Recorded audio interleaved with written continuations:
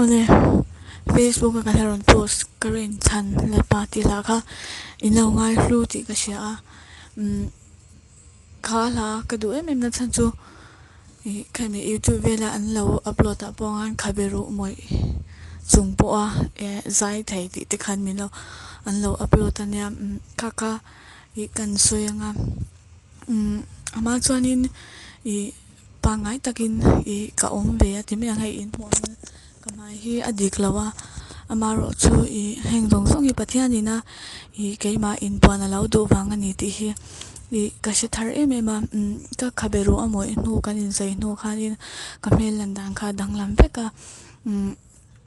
ta khanin mishing tak chuan tor tham har ani ri ro shom ti ngoi ngoi chang tang ka nga ma amaro chu ka ri ro ka lo du na chu lalpa nangwa pa ka zai hi ni tia ka thinlungina Pathian ka te te changa ka lo dil na kha a thengil me lo ti ka sha a mishing nge inzai lawin pa ngai takin ang zau tuna chang ka kun sung chang hemi pahni le na tur kho po hian ka ang thei mi alo ni a chan chu an zaina khan hetla hi a inchar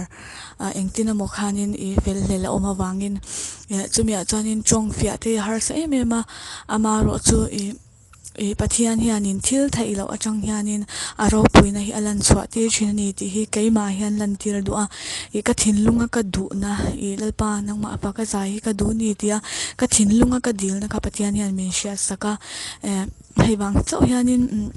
ashan pa lar po khatum chang lawa amaro chu Pathian ro puinan kei ang boka har sana tok le shom tireng reng hun mang enge moni wanga midang phak lo tam takan omani chumi chungte tan chuan tuna hian chawna pek ka du a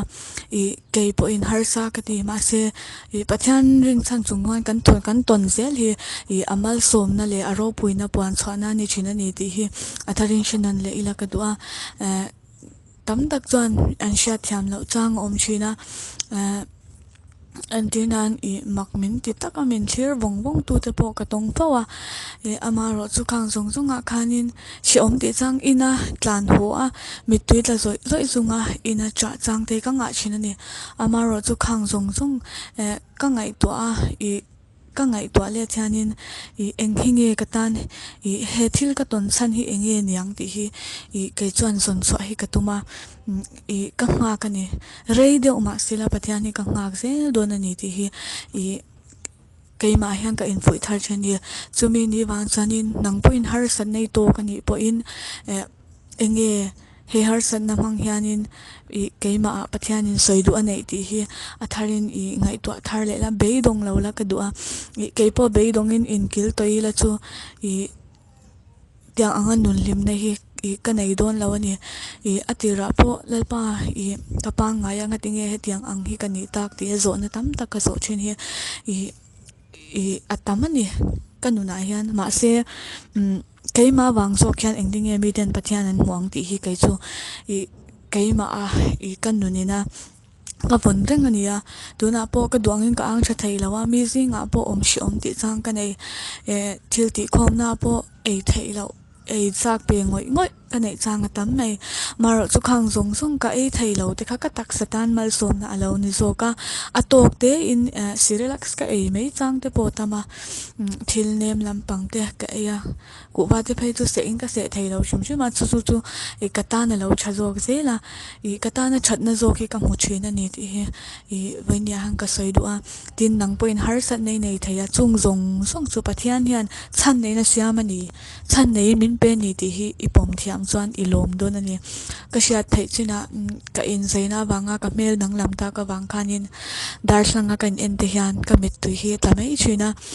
mi te na mai mak ve a mai chu soi a moi chu a soi ani so mo tiang chong kam kha kai min han kai pel pan soi chang te atam lu to ka ma se ka haider achula ka du wang tong ka ni lo zia te le mak deuh chu he har san na ka to na wang hian midang tling lo te le rual ban lo zok te hi ka me shiat nimya lo ma sela ka mangai thei ni ka mu hian ka khongai ngoi ngoya mi han an cheinom na ang ti hi ka lo hlang ngoi ngoi thina ni midang te shi thiam nun nei turin he nun hi ka dai lo ngai ni ti te ka sha a tin ka me lo dang lam ta ka wanga enge ka ngai dan ka soi be phong phong ngam laute mi zinga inkil to ma ka ong chin te hi pathian in tom na min rat sak dai ni ti ka sha a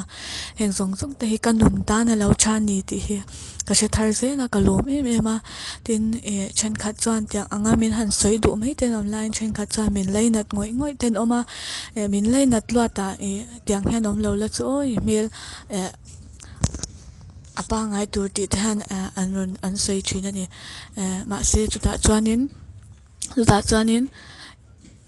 ka vui lo shim shima keima a pathianin ai tiang ang din mun har san na ka to ti ra changkhanin vai khanma ka vui tu hi kala soi lo ka chong chai na bo chap zoi songa mi chong kam ka don ni deu na chong kam ka don ni apo lalpa ka lo me ti in ka chong chai thin hei bang hian pathian hian mal men so me ma ei zon na ko nga po keima na ka di la ngai lawa thil reng a mi du sak hi ka dong thina ni chumi ni wang chuan pathian a lom na nun kan nei chuan kan ton sina pianga kan lom na a hian pathian in mal men so mai thina ni ti hi ka re chiang ma har sa ka ti chang oma midang keima rual pui tlai rol chua tian nula han ni chuan si om ti na tam tak oma ni ngai zong zon chung changa te ponyang kang tiang a te khanin si om ti sang ke chu ka me la pa ngai lawa ka boin ma se pathian ni na min mu tir chang tak chu ni khobel mi te min muwa chuan ka moi lawa ma se ka pathian mi te min muwa lalpal min zoi moya min da ro pui thina ni ti hi keima na takin kanuna hian ka tong chau zela hei wang hang kalom ma tuna chuanin ka ang zau le thein le ka du zong te ei thei turin hetlai vel hi apa ngai le theingem o ti hi keima pon kan zo thin ama ro chu tun din muna si hi chuan hetia ko hi kalom zo kani achan chu he nat na har sat na hi pathian min nai tir tu ni ti hi ka che chiang ma civil hospital a min zaya in zai lo tai la chu voini hi ka mukher lo thaya khanat na wang khan voini dama shisel na cha kalom ringot po hi kalom tak set seta tin pathian hianin chan nei lovin le pathian rem tin na lovin ka chunga hian engma thleng lo ni ti hi kapom thiama chu kanuni na ka zo na le kapom turani ti hi keima po ka infoi mol thina in ka RINCHHAN lalpa hian min thla thlam ngai lo ani ti hi ka RINCHHAN lalpang min thla thlam ngai lo ka thapha na dawa ka kyanga omren thina ni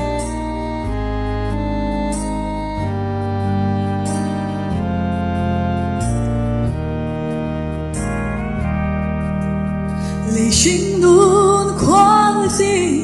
có ngại lát na thì bụi em bên ngoài mà sẽ cả bụi mà lâu lân ba mê suy xiang chân na khó đưa ra ngài em hiang kan nun na hiang khó đưa ngài ani kalal ba nghe cho min en san ngai lo min om quy reng chi min kal san ngai lo min tha muan reng chi